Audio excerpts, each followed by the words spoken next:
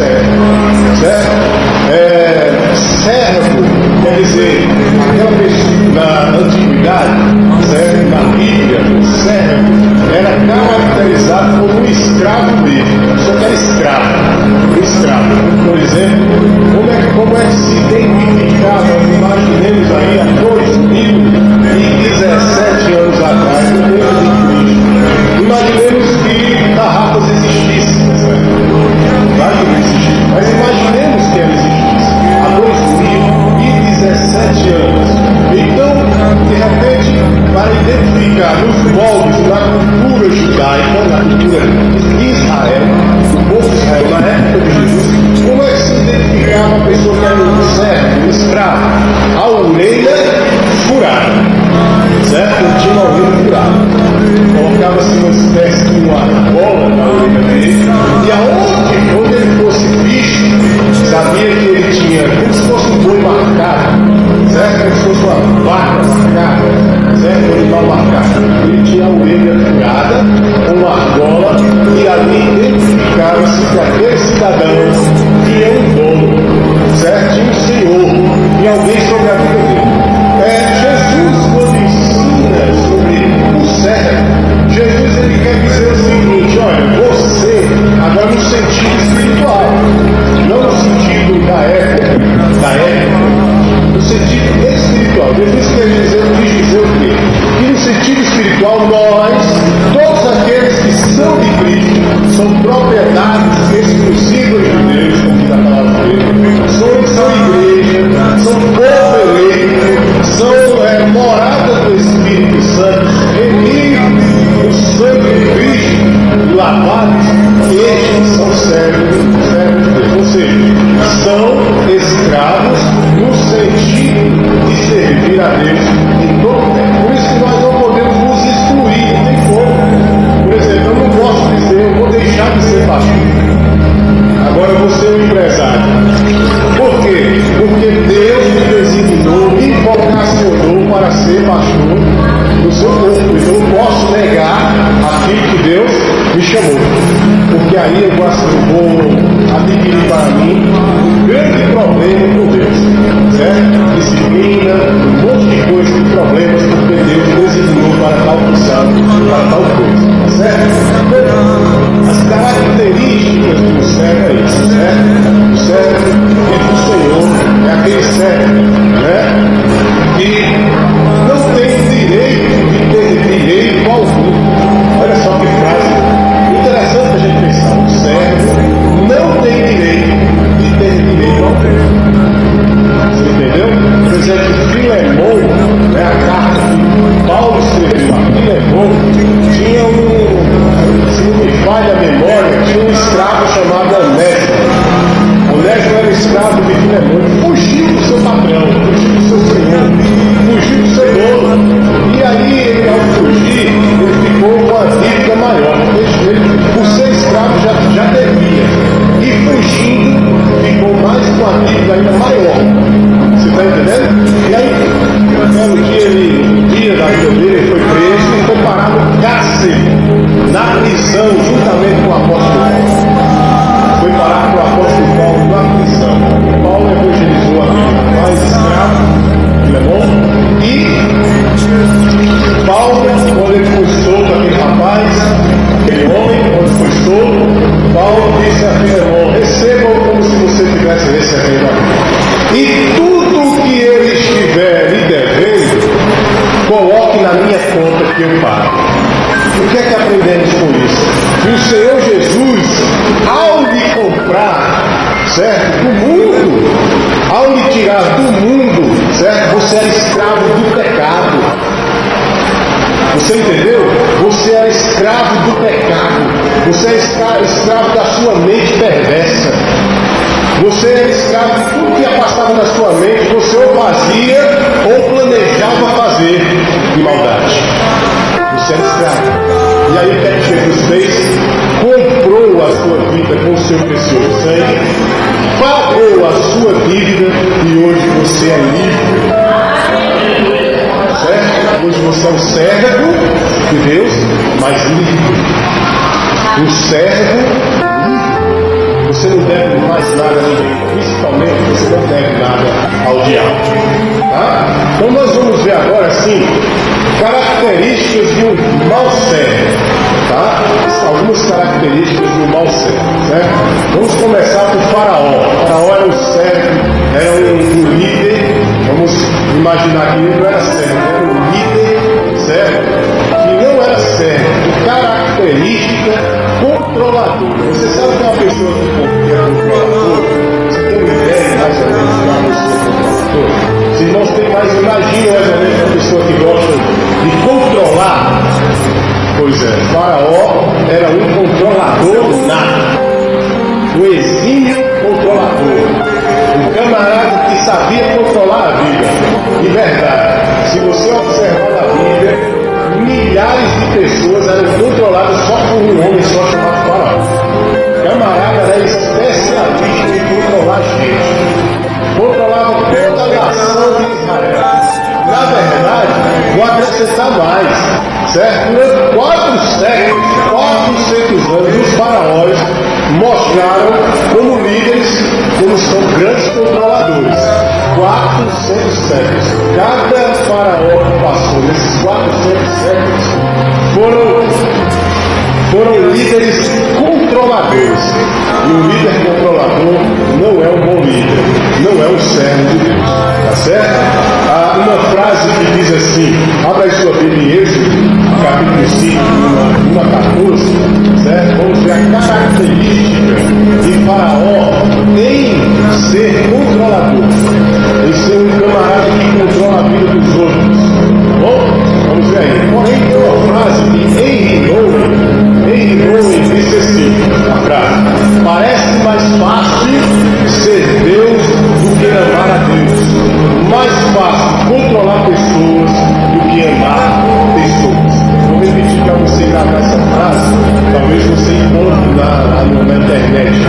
Deus. Parece mais fácil ser Deus do que amar a Deus. Mais fácil controlar pessoas do que amar pessoas. Preste atenção nisso, é verdade. Controlar as pessoas é mais fácil, certo? É mais fácil a gente se intitular, ou consciente ou inconscientemente, se intitular como um Deus para as pessoas, controlando a vida delas. Agora, amar as pessoas, eu vou lhe desafiar aqui. Como cristão, você é obrigado a amar, sabe? Você não tem esse negócio, não, eu gostei da barra, eu não gostei da calça, eu gostei do batom da irmã. Esse é você não. É obrigado, porque é um princípio, o amor é um princípio irrevogável, que Deus não abre mão, porque Ele deu exemplo.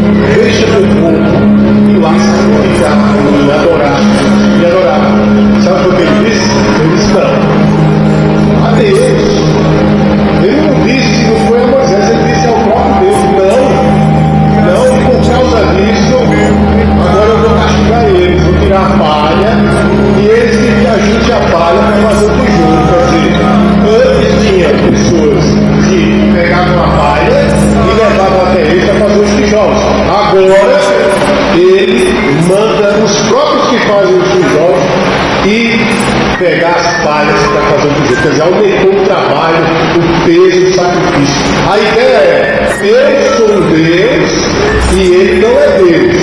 Quem manda sou eu, quem controla sou eu. Esse é o discurso que a pessoa que é um líder controlador. Não é servo, é uma característica negativa. É uma característica negativa de ser um servo, de ser um líder controlador. E há uma característica diferente de ser um servo. O servo, ele age respeitosamente. Não é pecado e não é errado ser educado, cordial, tratar as pessoas bem. Não é pecado. Pecado é tratar as pessoas com brutalidade e ignorância. Isso é pecado. Então, o que foi que Faraó fez?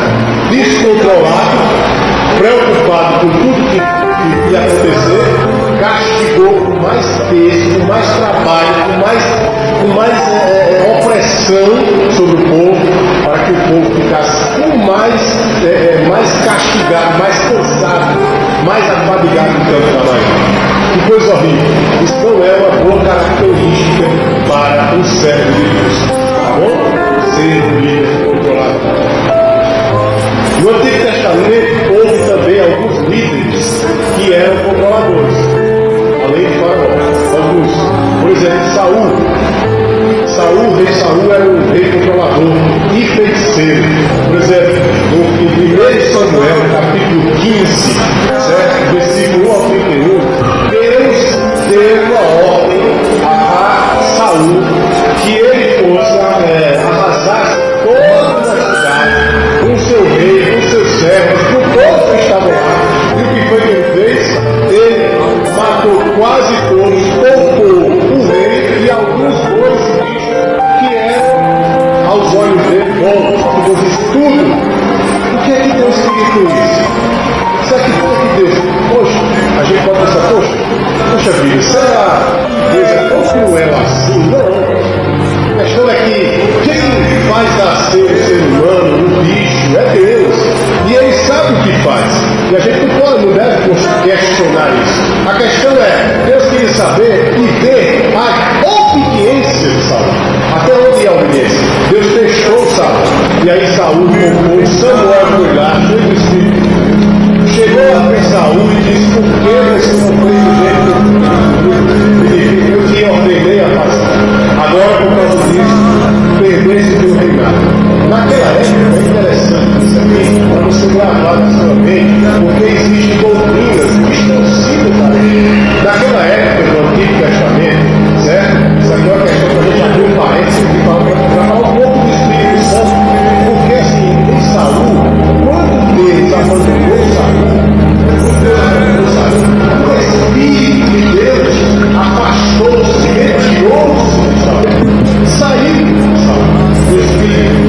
Depois que você pode ver uma prova dessa, que quando Davi peca, Davi comete o adultério, quando Davi comete o adultério, quando Davi ainda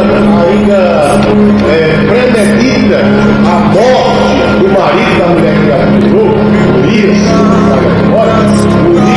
ele, quando Natan, profeta, que substituiu Samuel, chega até ele e confronta o pecado de Davi, dizendo assim: olha, vou parar, olha, o homem tinha 10 tantas ovelhas, o outro tinha tantas, só tinha uma. E de repente, esse que tinha tantas ovelhas, um monte de ovelhas, foi lá e tomou a ovelha que o outro tinha falado, uma.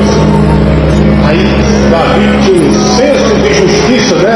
Que é aquele senso de justiça, aquela coisa de fazer as coisas direitas, disse assim: quem foi? Quem foi do reino aí? Quem é do reino? Para que a gente possa lá e resolver. Natan foi o Senhor.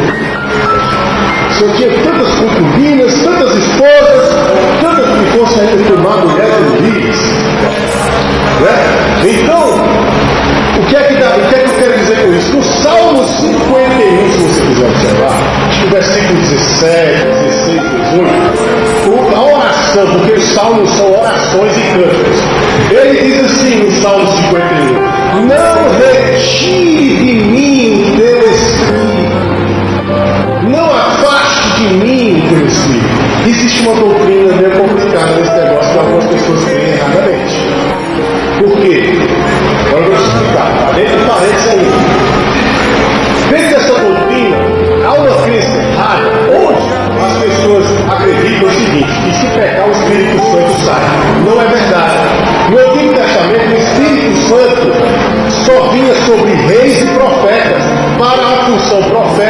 e a função de reinar na monarquia de Israel.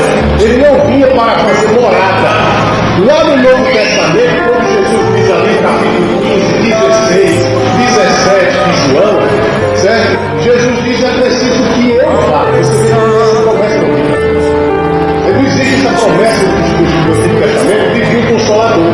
Jesus diz assim: é preciso que eu vá. É necessário que eu vá, mas eu não vos deixarei órfãos. Eu vos enviarei o Espírito Consolador. Certo? Quando você pega esse texto, faz a ponte, e você vai lá em Efésios, aí Paulo diz assim: o Espírito da promessa que é o selo sobre a nossa vida. E ninguém, ele diz lá, ninguém tem o poder de tirar esse selo que é o Espírito Santo. Ou seja, Deus não lhe deu quando você foi salvo. No momento que você foi salvo, o Espírito Santo vai morar em você. No momento que você entregou a sua vida a Cristo, o Espírito Santo morou em você. Você passou a ser o quê? Morada e templo do Espírito Santo. Não existe um texto sequer no Novo Testamento que o Espírito Santo foi derramado na igreja para fazer morada e consolar. Não existe um texto sequer no Novo Testamento onde uma pessoa que caiu no pecado, saiu da presença de Deus, o Espírito Santo vai sair, ou alguém que diz assim: olha, se você sair, Deus vai tirar o Espírito de você. Não existe. É uma crença errada. Então, meus irmãos, eu vou aqui não tem certo, para não é nada. Às vezes, até mesmo orando, a gente pode estar blasfemando contra Deus. Deus não objetivo, meu Espírito. Isso aí não é assim. O Espírito Santo foi colocado, o Espírito da promessa foi colocado sobre você, com o seu. Ninguém pode tirar esse selo. Ninguém, absolutamente ninguém. Ok? Então não vamos confundir o Antigo Testamento com o Novo Testamento, porque senão a gente vai ter problema. Fechando parênteses aí, continuando, vamos prosseguir mais um pouquinho aqui, tá certo? Meus queridos, então, Saul era um rei controlador, porque Saul era um rei com característica de feiticeiro. O 1 Samuel, capítulo 15, versículo 21 a 31, para Deus, a pessoa que desobedece é como se fosse um feiticeiro. O que é que o feiticeiro faz? O feiticeiro conduz a vida dele e a vida das pessoas a não buscar a Deus, mas buscar os seus feitiços, sua idolatria. E está aí uma coisa que ofende a Deus, é o camarada trocar a Deus por qualquer coisa. Então, quando Saul desobedeceu para Deus, ele estava agindo como um feiticeiro. Por isso que Deus disse: agora saiu de ti a unção, o Espírito para reinar, e agora eu dou o teu reinado para outro. Ele pegou Davi, Deus substituiu. Notou que o texto diz isso, que eu ali em 1 e 2 Samuel, certo? E você vai ver que Saul só parava da perturbação dele quando Davi tocava a harpa dele. Porque o espírito do mal ia perturbar a cabeça de Saul, e Saul ficava querendo matar as pessoas. Inclusive Davi, tem hora que ele está jogando lanças de Davi. Ok? Então, é muito interessante a gente atentar para essa questão. Meus irmãos, Absalão é outra característica errada de um líder que não é sério. Outra característica errada, negativa, Absalão. Absalão é filho de Davi, certo? O rei Davi.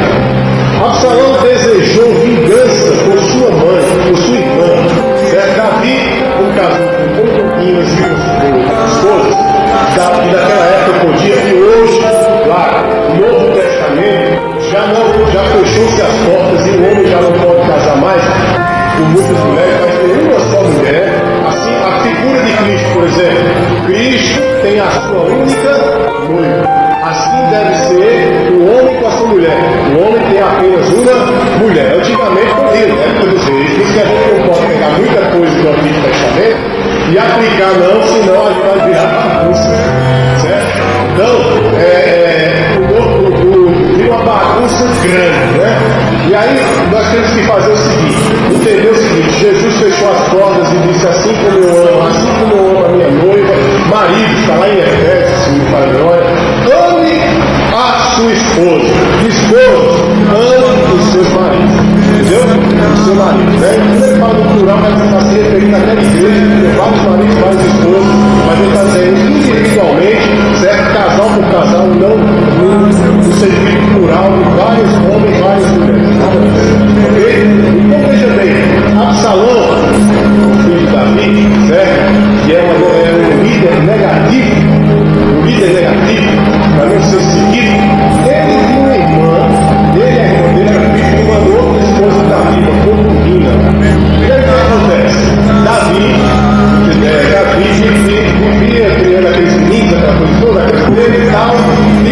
primeiro dia eles crescem e um dos irmãos, por parte de pai, certo? Se apaixona pela própria irmã. Se apaixonou pela própria irmã. O irmão de sangue. Se apaixonou. O que acontece? Davi não estava sabendo, e aí o irmão fez uma armadilha e namorou-se com a própria irmã dele. E aí Absalão jurou ele de morte. Davi expulsa ele para o canto para ser disciplinado. Caso ele volta, quando ele volta, Absalão vai e mata o irmão dele. Certo? Só que Absalão não ficou só aí. Ou seja, o que é que nós aprendemos? Temos que ter cuidado. Muitas vezes, quando acontecem tantas coisas na nossa vida, tribulação, problemas, certo? Pessoas que nos magoam, a gente quer muitas vezes, talvez, agir com vingança. Foi o que aconteceu com Absalão. Absalão quis se vingar, e não foi só do irmão dele não, se vingou do irmão, e aí começou a cobiçar o reinado do pai dele. Disse: agora eu vou tomar o reinado do meu pai. Tentou tomar o reinado do pai. O pai dele saiu de Israel, fez um outro reino lá, porque Davi era assim, ele não disputava, ele renunciava às coisas. Para ele, renúncia era uma coisa normal. Davi foi lá, se retirou de Israel e deixou Absalão. Talvez Davi pensou, daqui é uma questão que eu estou conjecturando, apenas o pensamento dele. Talvez Davi pensou assim: eu estou ficando velho mesmo, o Absalão já está pronto, pode ser que ele tome conta melhor do reinado em Jerusalém do que eu. Né? O que acontece? Deus não quis assim, porque Deus escolheu Davi, era segundo seu coração, era diferente. E o que ocorre? Aconteceu o seguinte: Absalão, um belo dia, numa perseguição por ter feito rebelião contra seu pai, ficou enganchado pelos próprios cabelos num galho de uma árvore, e foi lá o soldado e decepou a cabeça de Absalão. Ou seja, o líder que é do perfil e da característica de Absalão termina tragicamente.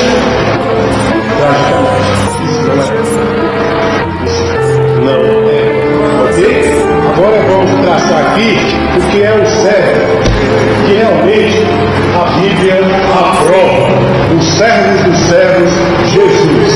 Tá ok, meus irmãos? Bom, vimos aí os exemplos negativos. Podia até falar aqui do Novo Testamento, por exemplo, Herodes. Quando se disse Herodes foi se sentiu ameaçado, foi o que Herodes fez? Mandou matar todas as crianças. Característica negativa do líder, mal, tirano, ditador. Nós vemos aqui que mata as pessoas literalmente. Não matamos as pessoas de fato de verdade, mas matamos as pessoas do coração. Isso para Deus também é assassinato. Por quê? Lá em 1 João diz: se a gente não amar o irmão, nós somos o quê? Que não amar o irmão? Assassinos à semelhança de quem? De Caim, que matou o seu próprio irmão, Abel. Devemos ter cuidado do coração, devemos ter cuidado para que não caiamos nas armadilhas do diabo, que muitas vezes joga as suas setas, seus dardos inflamados, seus pensamentos maléficos na nossa mente, e a gente aceita aquele pensamento achando que está bem, de repente você está revoltado. Aí alguns que são revoltados, eles são explosivos, no temperamento explosivo, aí explode, né? Quando todo mundo se danar, né? Fica explosivo, está em pecado. Aí o que não é explosivo, que tem uma característica de ter um temperamento mais calmo, se isola, se exclui das pessoas. O inimigo, ele trabalha fortemente para nos tirar do caminho, para tirar a gente da comunhão perfeita e profunda com Jesus Cristo. Lembra que ele disse: não vos deixarei só, estarei convosco todos os dias. Então a mente da gente, porque a gente é realmente um ser humano pecador, gente. A mente da gente acha que Jesus não está com a gente. Isso é uma mentira que o diabo fala. Ele é fiel. Ele vai criar até a cruz. Ele vai deixar de ser fiel e estar conosco todos os dias, até a consumação. Certo? Então o servo do servo Jesus, o servo a ser imitado, o amor. Jesus é um líder servo, uma característica a ser imitada. Certo? Eu, por exemplo, eu vejo a Bíblia da seguinte forma: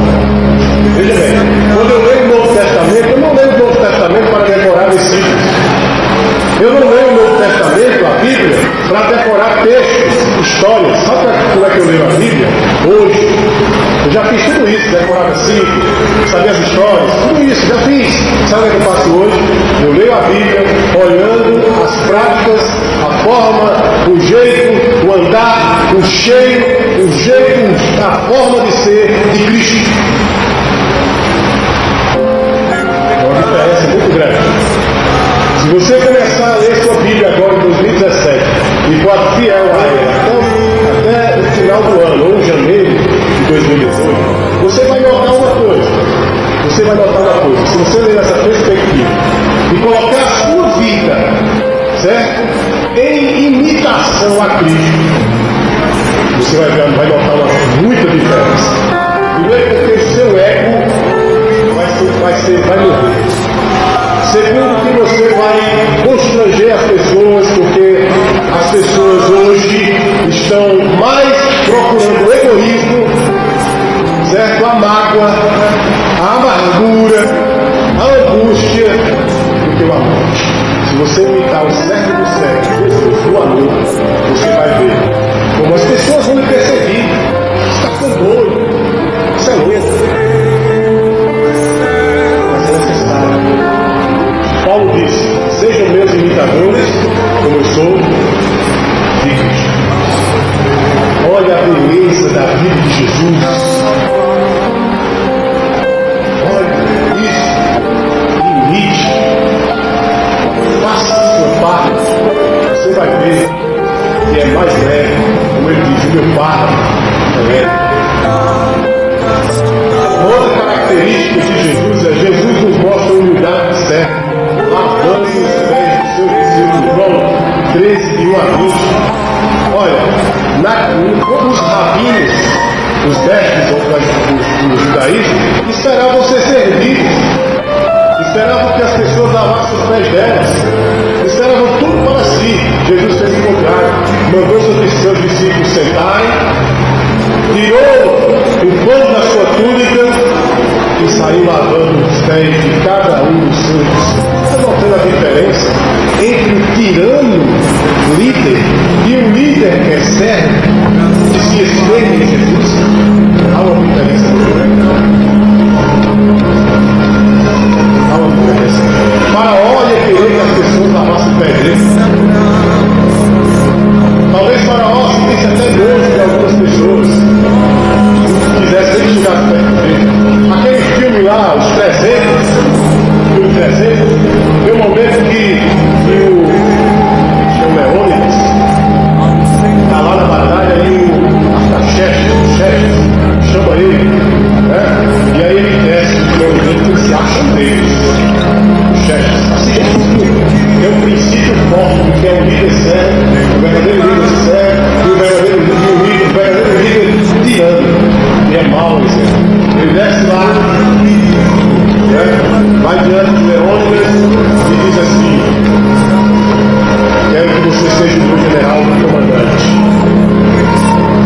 E com todos os exércitos você vai ficar atrás de tudo. Você só precisa fazer uma coisa: se ajoelhar e adorar. O que é que o Leônidas faz no filme? O exército? Ele se faz que vai se ajoelhar. Aí faz uma brincadeira e diz assim: eu tenho um problema no joelho, meu joelho está. Não posso me ajoelhar porque eu tenho um problema no joelho. Naquele momento, aquele homem, aquele faraó, o imperador ali, se sente ofendido, né? Se sente ofendido pelo fato de ele não querer. Assim é o diabo. Já fez isso com Jesus.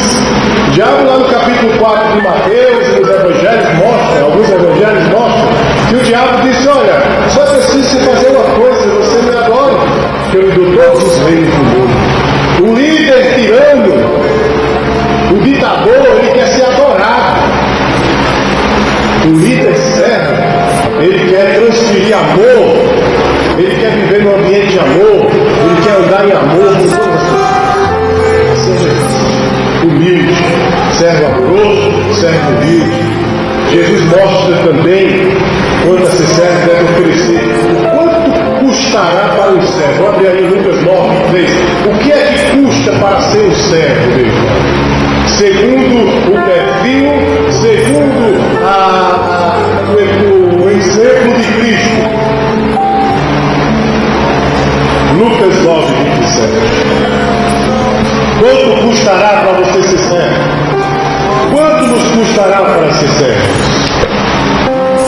Lucas 9, versículo 23. Quanto custa? O que é que diz a Bíblia?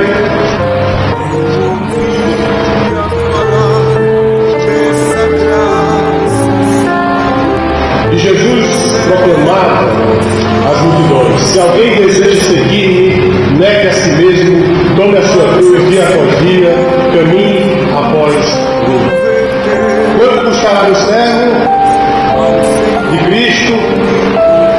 Tudo. Negar tudo. Tudo. Devemos deixar toda picuinha de lado,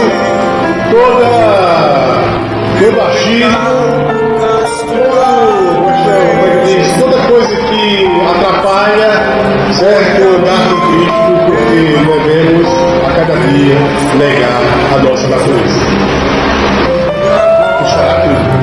Quando Jesus nos chamou, Ele chamou para você abdicar de tudo, negar-se a si mesmo, cada dia, tomando a sua cruz. Ok? Jesus nos mostra a ter uma mente de servo. Mateus 20, 28. Uma mente de servo. Penúltima característica, mente de servo. Mateus 20, 21.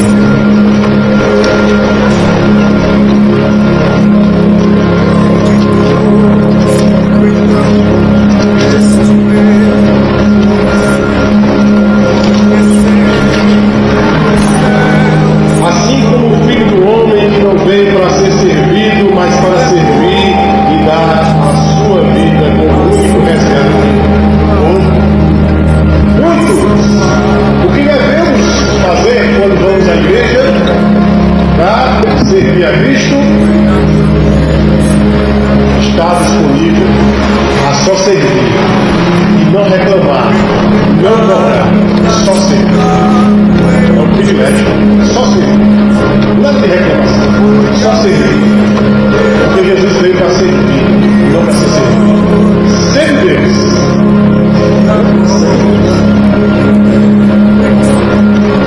Última característica de um bom servo, de um bom líder, né? Ao contrário do mau líder, Jesus nos mostra a influência do servo. Dois textos. Marcos, em Marcos, Evangelho de Marcos, capítulo 9, versículo 35 e 10, 44. Para terminarmos, Marcos 9, 35 e 10, 44. Afirma assim a palavra do nosso Senhor.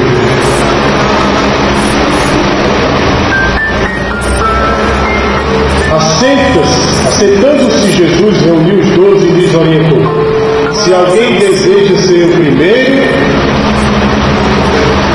olha o princípio aí, viu? Preste atenção, o princípio de ser um cristão sério. Preste atenção nesse princípio. Se alguém deseja ser o primeiro, como é que Deus trabalha? Será o último. Deus é diferente do mundo, né? Você vai lá para o mundo e você tem que ser o primeiro em tudo. Primeiro de dar 10 da nota, passar na faculdade tem que ser o primeiro, né? Lá o camarada marcando o leão. Passar por cima dos outros tem que ser o primeiro. Já por Deus, o trabalho é ao contrário, meu irmão. Para você ser o primeiro, seja o último.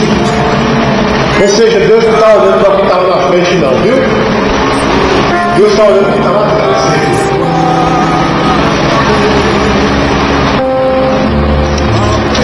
Eu segui o texto e servo de um só. Todos. Porque todos que são cristãos, você sabia disso? São cristos. Todos que são cristãos são cristos. Os apóstolos eram chamados de pequenos cristos, lá em Atos está lá. Os galileus. E assim vai. Os nazarenos, porque eles identificavam menos Cristos. Você é o Cristo, o grande Cristo. Se Jesus serviu, você deve servir a Deus.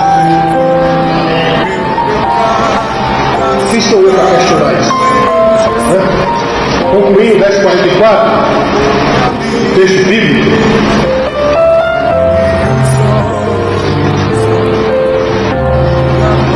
E quem ambicionar ser o primeiro entre vós, que se disponha a ser escravo. Como é que a gente pensa nisso? Como é que a gente pensa nisso? Como é que seria ser escravo de todos? Não seria chegar, ou numa visita, ou numa conversa, ou no ambiente da igreja para a cerimônia do culto? Não seria estufando o peito querendo ser melhor que os outros. Muito pelo contrário. Ser escravo de todos seria todo mundo que é o pequeno Cristo.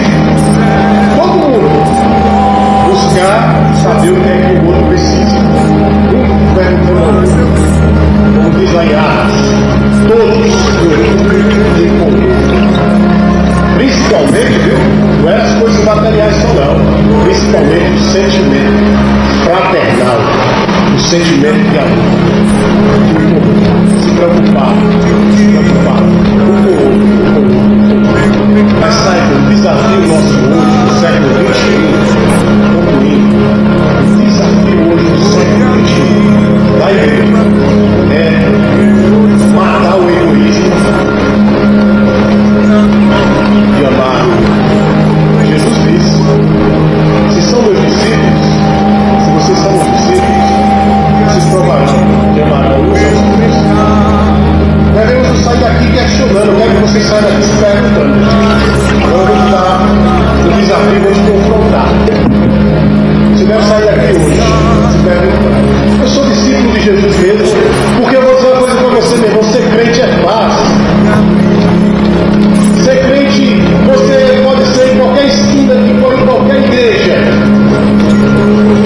Agora, ser discípulo, aí o desafio é grande. Porque para ser discípulo, um dos princípios é amar o seu próximo como a si mesmo. Amar uns aos outros. Se são, Jesus disse, se vocês são meus discípulos, provarão e mostrarão para o mundo. Vocês se amam uns aos outros.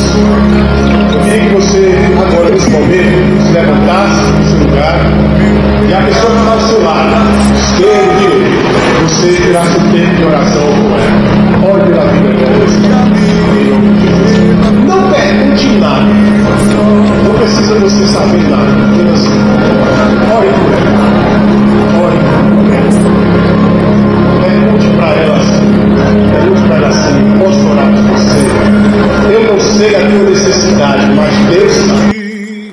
Vaguei longe, longe do meu Salvador, mas